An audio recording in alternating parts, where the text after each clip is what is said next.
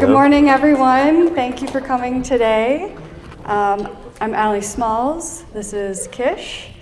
And we're going to talk to you today about our amazing creator brand partnership and kind of give you an inside look on it.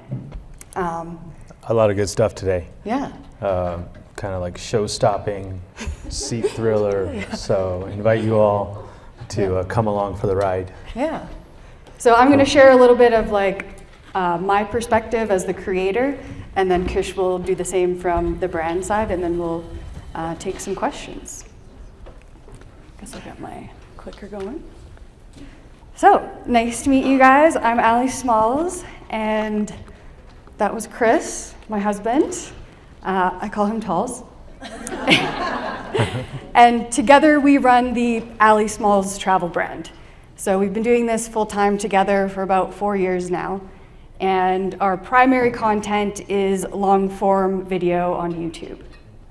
We create destination guides and travel guides, as well as packing tips videos, gear reviews and luggage reviews and stuff like that. We do have other forms of content. We've got a travel blog, an email newsletter, some socials, but our bread and butter is YouTube. So, let's just get right into it. I want to share some fun numbers with you. So in 2025, we generated over $73,000 in sponsorship revenue. And so far in the first 6 months of 2026, we've already made over $110,000 in sponsorships. So, amazing. And that's just sponsorships. There's all kinds of other income out there, but this is really fun for us. The cool thing about this is this isn't from a whole bunch of different brands. Last year, we worked with 7 different partners. This year, so far, we're working with a total of 8 brands. And so these brands are coming back to us again and again for more deals. And that's what we love, because it is so annoying to just do these one-off deals. You do so much work, and then you never hear from them again. So we love working with a small selection of brands. Another cool number I want to share with you, $46,149.52. That is how much commission we have made since working with Nomad Lane. Now, I don't share that to brag or anything. I share that because this also represents the hundreds of thousands of dollars in sales for Nomad Lane as well, as a direct result of working with us, just one creator. So I don't know if there's any brands here, but they should be, because this is just one creator. So this isn't some massive multi-creator influencer campaign. This is just the results of working with one creator over the long term. So the possibilities to make money together are truly endless. So I'll just go over a little bit of the work we've done together. So in October 2024, that was when we first partnered together. So we've been working together for a little over 2 years now.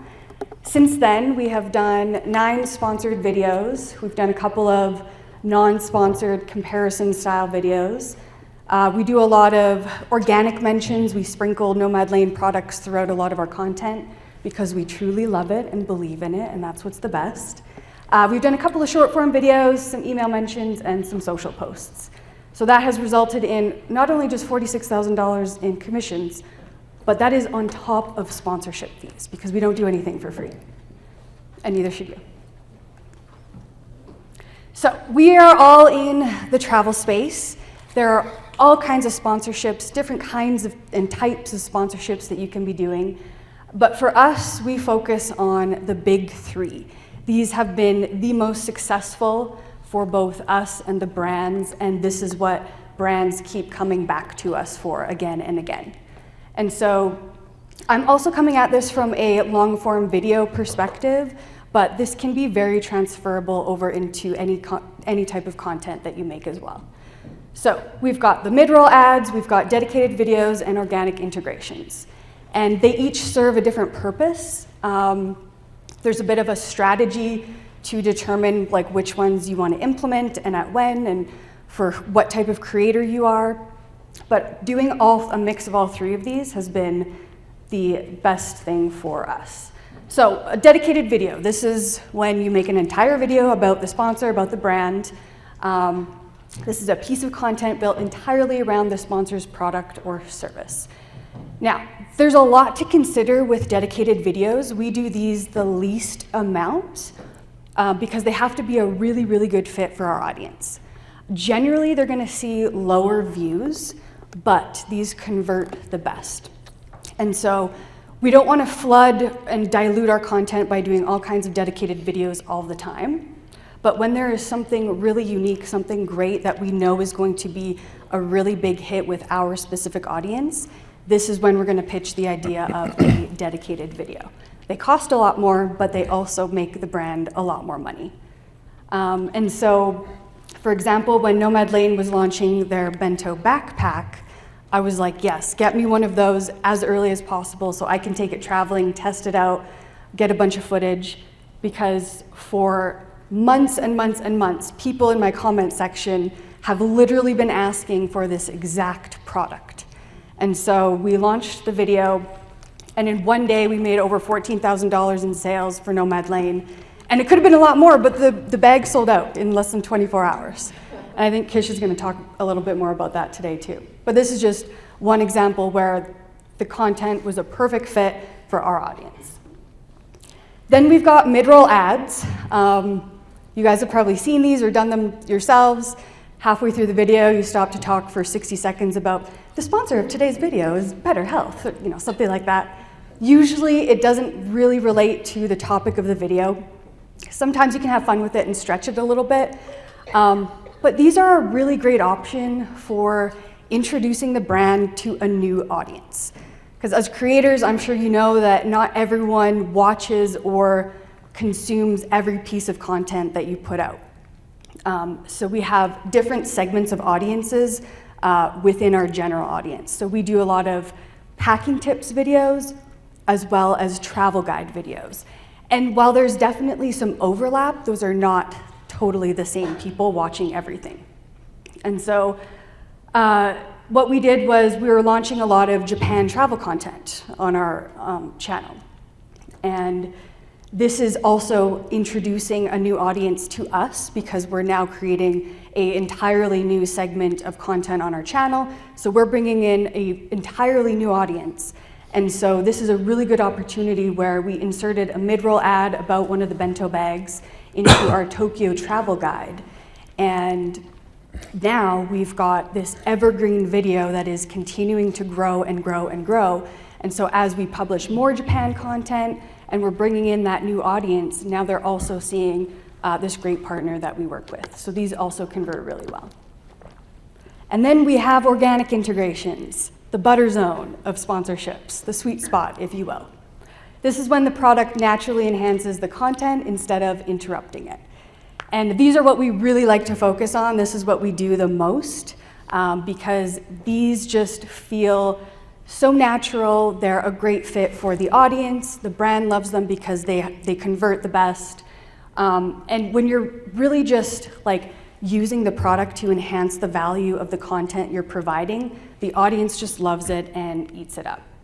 The goal isn't to find a place to put the sponsor. You want to find where the sponsor naturally belongs. So when you're taking a sponsorship, don't just insert it into any piece of content that you have coming up, whatever's next scheduled. You want to build something around it to make a story about it. So with all of that being said, now I want to talk a little bit about some of the things that have helped us the most in being really successful with these sponsorships. And, oh, this is supposed to be a GIF, but that's okay.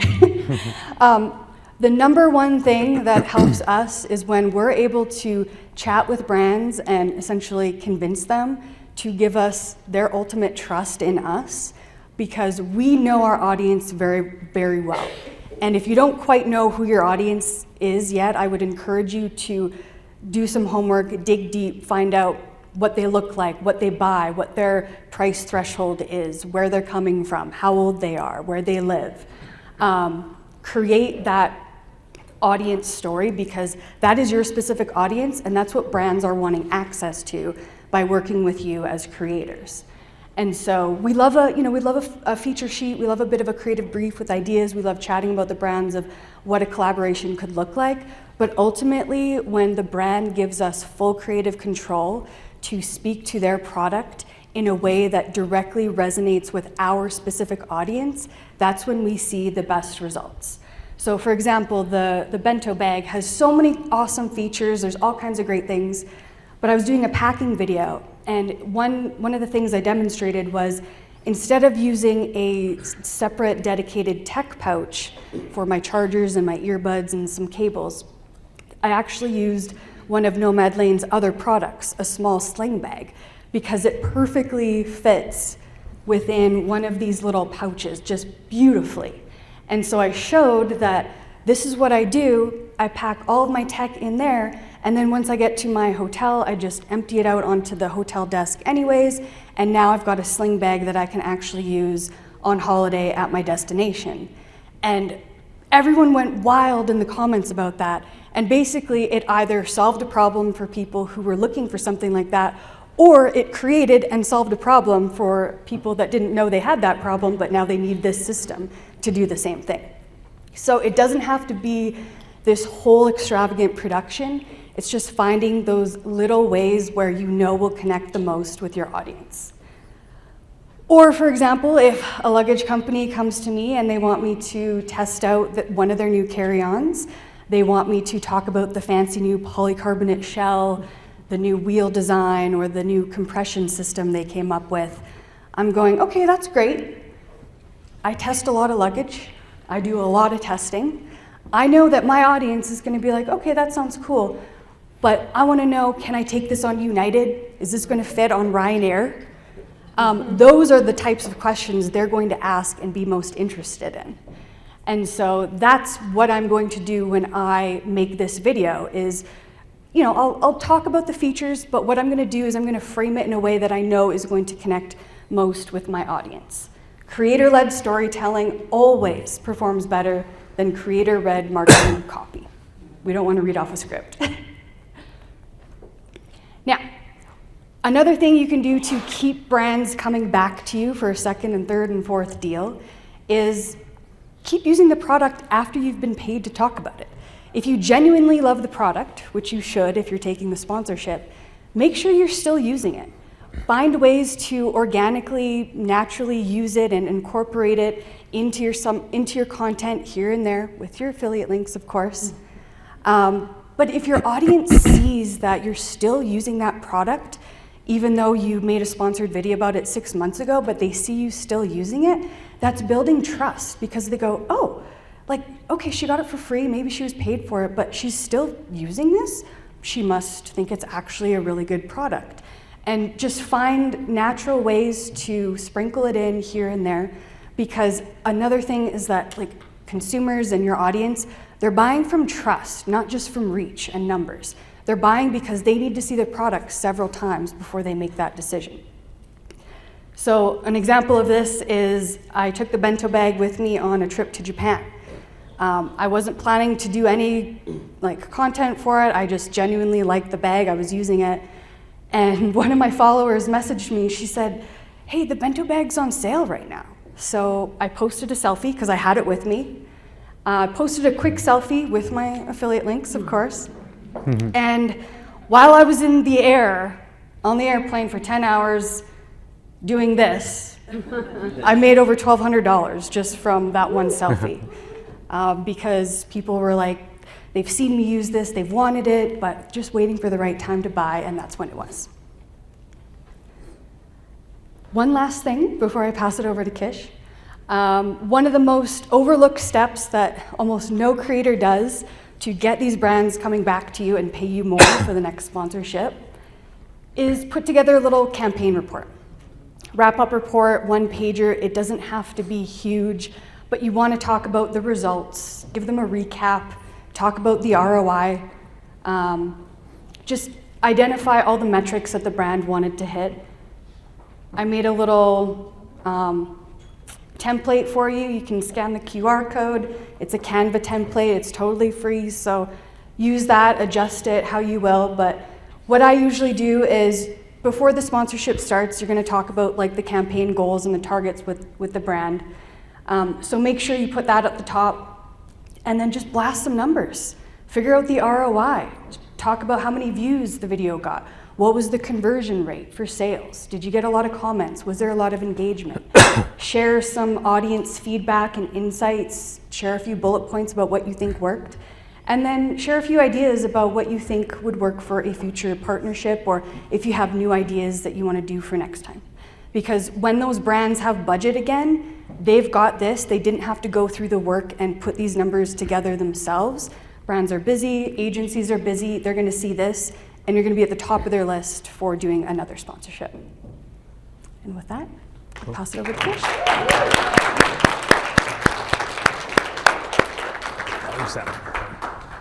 Cool. Thank you very much, Allie. When I grow up, I want to be a YouTuber like Allie. This is great. So I'm here to give you the other side of the equation from the brand's point of view. Basically, for us, what we do, and at least in a consumer product business like us, we sell kind of like more premium bags. And so, like when you're not able to look, feel, touch something before buying it, it's the storytelling that really captures people. It's the problem solving, etc. And so, to Allie's point, as you can see, a lot of the presentation was focused around YouTube and long form. The higher the AOV of the type of brand or product or deal that you're trying to, kind of close on, we find that YouTube long form is the channel. Now, and you can kind of evaluate like the attention span in TikTok, Instagram, YouTube Shorts, YouTube long form. We found out a long time ago that YouTube long form, if someone's willing to watch one of Allie's videos, which are, Allie, they generate 8 to 15 minutes maybe, yep. somewhere yep. in there, even if they watch like 50% of it, that right there, you've already got someone bought in, because nowadays it's all about attention. And so I'll just walk through on our side, what Allie was saying, from what she was saying. These are some of the numbers from our side. I haven't really shared these numbers like publicly, but I think for this specific, at least for this context, I wanted to have something for people to walk away with. Because brands also don't necessarily share everything all the time. They keep it closer, close to their chest, etc. We try to keep an open and fluid relationship, because I don't just want to pay Google and Meta and Facebook for the rest of my life. I'd rather also build a community and kind of grow with the creator as we grow. And as mentioned with Allie, we've been working for 18 months now. I think 18 months, 2 years now. Yeah. So here we go, right here. So where a lot of the people do come in, or a lot of the brands that you do work with, they're very much still on the left side. Hey, maybe pay for a post, can you do this? And this is what people used to do. The way we're moving towards is more of the partnership model. I'm in it to win it long term. If I'm not doing this, if I'm not, I started Nomad Lane with my wife about 10 years ago. If I'm not doing this, I'm unemployable. So I have to really make things work. And I really appreciate my wife and I, when we design these bags, hearing other people's point of view and how they talk about it, that makes me feel so good. And so this is the partnership model where, we try to let the creator, we give them talking points. We say, tell the story like your audience would want to hear it, is what we prefer to say. We don't give scripts, we just give talking points, and just let it go where it goes. Because I think a good brand and a good partner relationship, you're both incentivized to put your best foot forward. Right here, this is where we focus on because of our average order value. So our average order value hovers around, I would say, 250 to 300 US, sometimes higher, depending on certain types of year promotions, etc. We wanted YouTube first because that's where people go for education, YouTube and Reddit. I don't know how Reddit works. I just go in there and comment every once in a while. There's a funny story about that I can tell you if you come by the booth. I'll tell you a funny Reddit story. So these are the kind of things that we're looking for. And it wasn't even follower count. It was just really genuineness. Does community, do they comment? Do they like? Does it get shared? What's the interaction with the video, etc. So these are the key things that we look at. I'm not looking for I guess for our niche. It's it should be where there's delivering value to the audience, etc. And right here, this was a tough time for me because Ali had reviewed one of our competitors as well, a knockoff bag from Quince.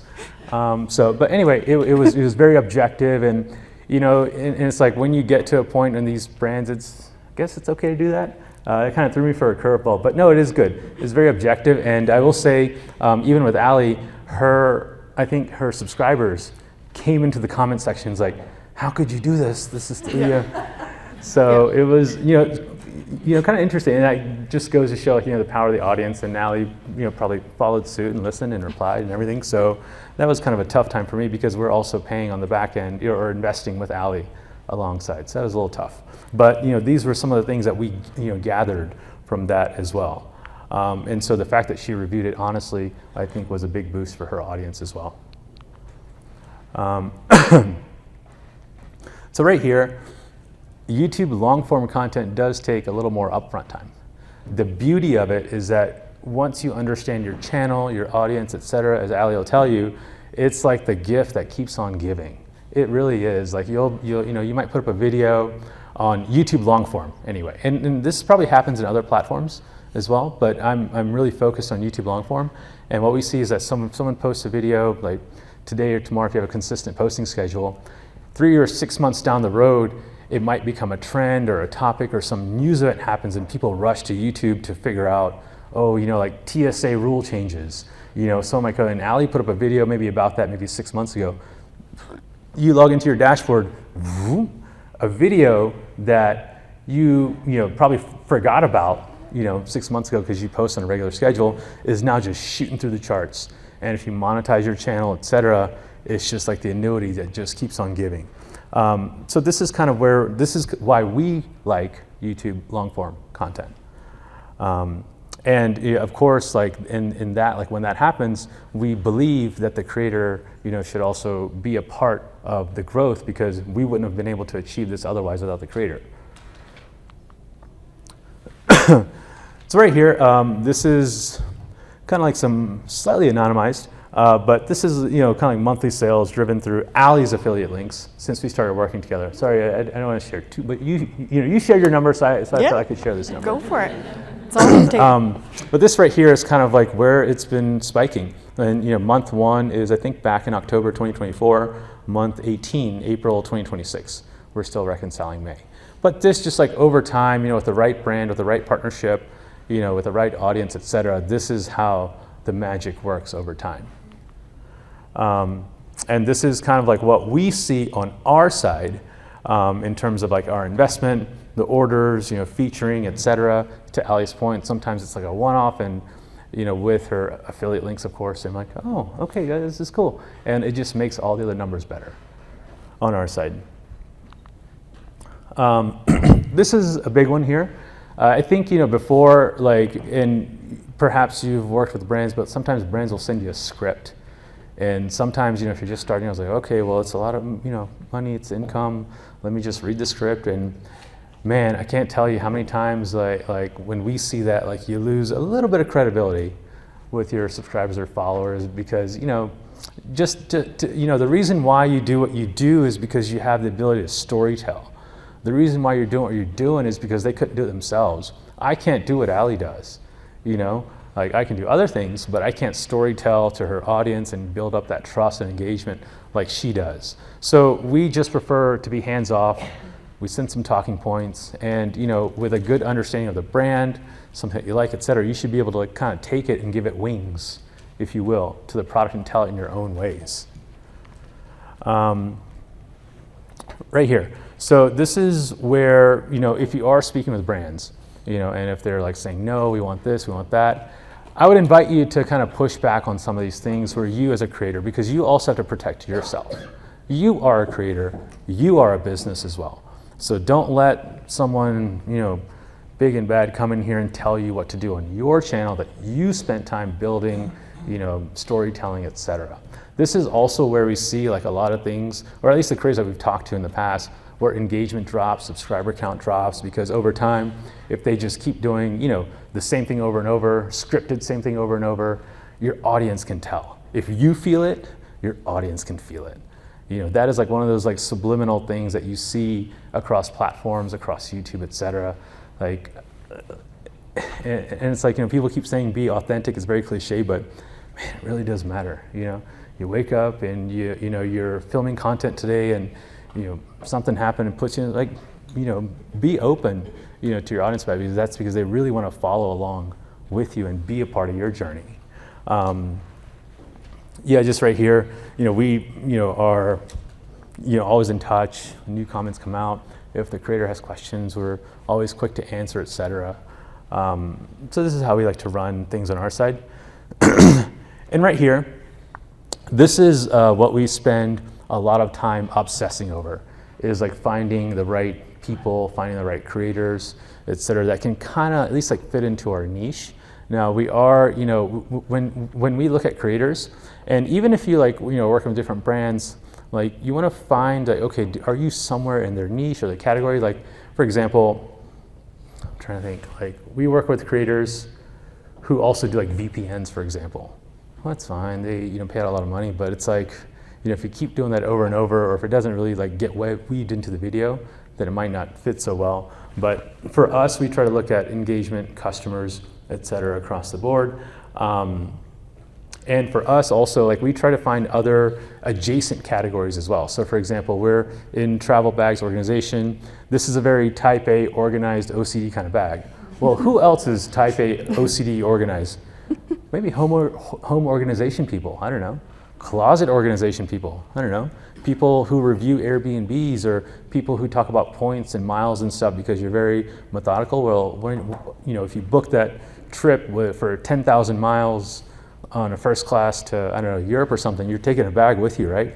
So those are also opportunities that we're also exploring as well, kind of like adjacent categories, and those kind of fall into like, I guess would that be like the organic type of integration where it becomes almost like a treasure hunt for your subscriber, because they come in, thinking about one thing, but then they, oh, this is pretty cool. It's like me, like I love to go like thrift store shopping sometimes. For me, it's like a treasure hunt. Like, oh, this is so cool. And my wife always tells me I can't buy everything, but I try to walk away with a couple of things, Oh, and sorry, right here as well. I think this is also very important here, is the content that people save and rewatch. This is super important for YouTube long form. Like try not to make it too time specific, but in general, TSA rule changes 2026. There you go. And then, midpoint of the year, TSA rule changes 2026, parentheses, updated, It's like, things like this is what really like catches on to that flywheel. And this is what we look for when we find creators, like for creators to ability to also repurpose their content, because that's an opportunity for us down the road. Right here, this is like one of the first videos we did with Ali, October 2024, and it still delivers every month when we pay the commissions out, et cetera. That's also something on our side as well. We try to be as prompt as possible in paying out commissions to our creators every month, et cetera, and so just to keep kind of like the good vibes flowing. And right here, this is kind of like an extension of the brand over time. You find that creator, you find a product that you really love, a brand that you have good interactions with, it becomes part of your product, audience, et cetera. It becomes essentially another channel that we're investing in. We are actively moving or trying to move budget away from like Google search and Meta and things like that, and more into YouTube right now. We invite you to work with us. If open, we also invite you to come stop by our booth or to come chat more. I don't know. And I don't know if this is like the way it's supposed to work or how other brands approach it, but I think what makes us unique is, we found Ali at the right time, right place. We were also in the right time, right place, and we just wanted to spin things up. I've heard all kinds of stories about how brands do things and how they treat it very transactionally, or how they have, I don't know. I just know if it's working, I'm ready to double, triple, quadruple down on it. And with that, I thank you for your time.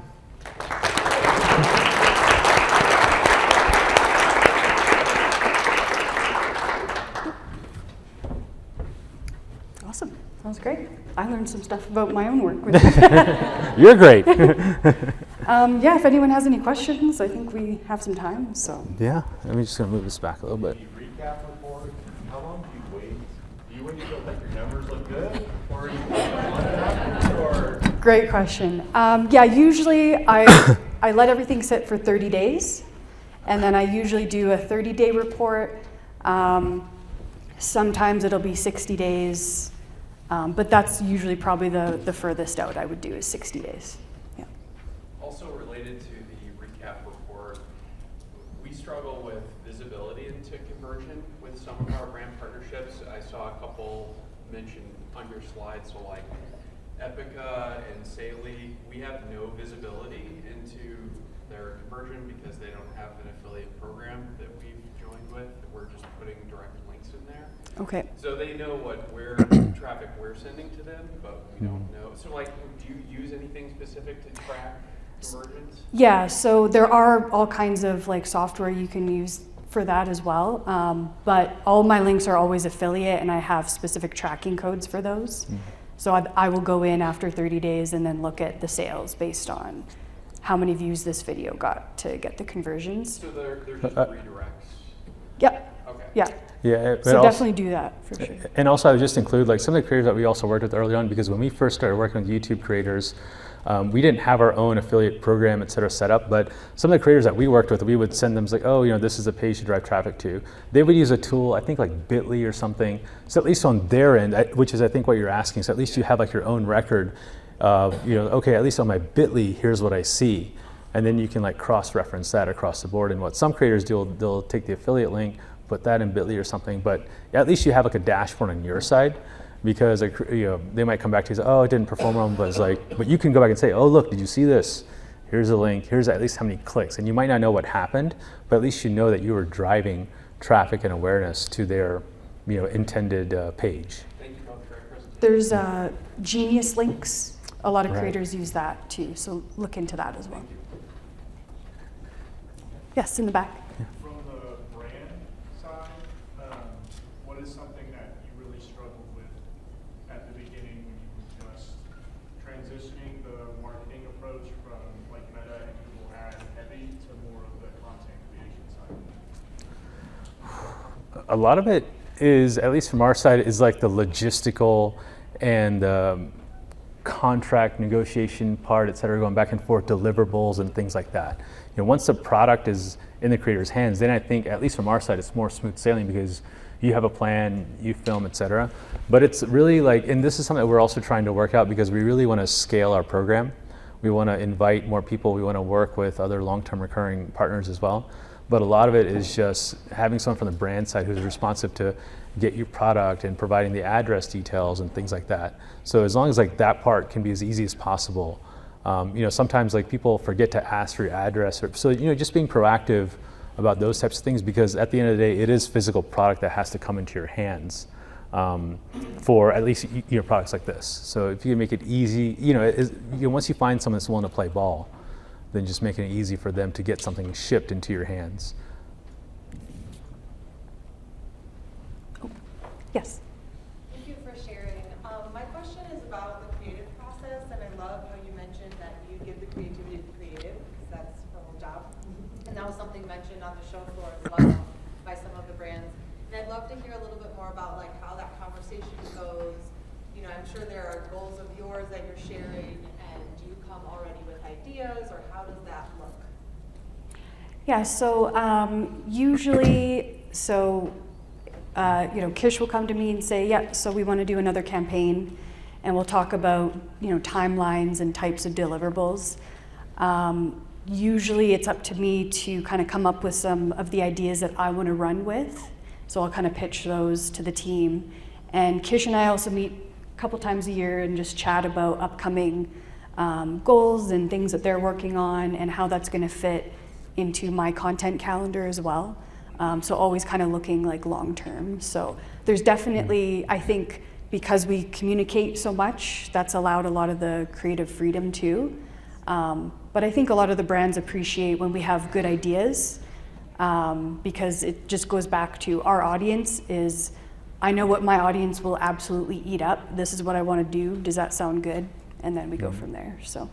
Yeah, you know, and you know, for us, if we're reviewing creators, as long as we get from a brand perspective, just a comfort level of, hey, this is, someone who just speaks genuinely, to the audience, etc. Like I said, we just like I'm a very bullet points driven kind of person. I have so many other things to worry about. I don't have time to write you a script for you to just read verbatim because that's not going to perform well. So we just have a comfort level. We just say, hey, look, in your storytelling, invite you to cover these points in one way or another, etc. As long as that, and it all comes through in the end. I think, yeah. I just had another question. You kind of just touched on it, but sometimes you're putting out different videos, especially like when you started. I know that's probably a long time ago in your mind, but when you first started, how did you know who your audience was? Were you basing it on this one got 4,500 views in 2 days, and this one got like 800 in 1 hour? Like, how did you figure out who they were without them talking to you yet? Great question. So when we started our YouTube channel, it was just going to be travel guides, travel vlogs, how to spend 3 days in Las Vegas type of stuff. And that's what we were posting because that's what we wanted to post. And then there was a luggage company. This is the first deal I ever did. And I kind of regret it huge because they sent me a free suitcase. It wasn't Nomad Lady. They sent me a free suitcase and I was so thrilled. Yeah. So there was no money attached to it, but I was very excited to get this suitcase. So I made a video about top 10 carry-on packing secrets just to incorporate, because I'm like, I don't know how to integrate this into a travel video. I posted that. That is now my highest viewed video. It's got over 1.6 million or 1.7 million views now. And so after I posted that, everything totally changed because it was like, okay, people like this. Let's test another type of video that's very similar. So we started doing more like luggage videos or packing tips or how to fly carry-on only. Also doing our travel stuff because to us that's a little more fun and what we got into it in the first place. But we started testing basically and seeing if, okay, one video worked, is that just a one-off or is this what people truly want from us? And those videos continued to do well. And so we kind of pivoted towards that for like a huge segment of our audience. So Did you have like a schedule for yourself? Like once you hit that one, you're like, oh, maybe next week I'll try it again, or maybe a month from now. yeah, basically like I'm always gathering ideas. I have 75 videos that I wish I could make tomorrow. I just don't have the time. So we try to post once a week, but we don't stick to a rigid schedule. Also, if brands and sponsors come to us with money, those get put to the front of the list as well. So we just kind of post things as they come to us, really. Try to stay consistent. But. Yeah, and also if I could just add, also if just thinking from like a business perspective based on the careers that we've worked with, is that the ones that are just starting out initially, I mean, it's like you kind of need content. They're kind of looking for visibility and you're trying to figure out what works. I would even say like, don't like focus too much on the money up front because it really does become an annuity. To Ali's point, I don't think that brand paid you $1. No. And they've come back to me and wanting to sponsor more videos and their There you budget go. is like awful. And I'm like, I've made you like hundreds of thousands of dollars. Yeah, So- yeah, exactly. Because like, also in the beginning, you need content, you need something to talk about, and you got to kind of finagle. And then once you start getting something, okay, this is repeatable, this works, then you start pulling in, alley level, below, above, et cetera. It's like, okay, this is what we can do. This is our, budget. This is the investment it takes, et cetera. But I would also say like interact with your audience, engage with them, Yeah. respond to comments, ask questions. I also track a lot of like the same comments that come up as well. And you can kind of develop a bit of a profile too and then put something out that you think would work with that same audience and see if it does. And then that tells you everything basically. So, any other questions? Yes, in pink. You sort of answered it a little bit with her question. How did you first start reaching out to brands? You had the offer for the free suitcase, and then how did you jump from that to where you are now? Good question. Now a lot of them come inbound. I think there's definitely some sort of like threshold once you cross over 50,000 subscribers, something triggers. Once you cross over 100,000 subscribers, things trigger and brands just start reaching out.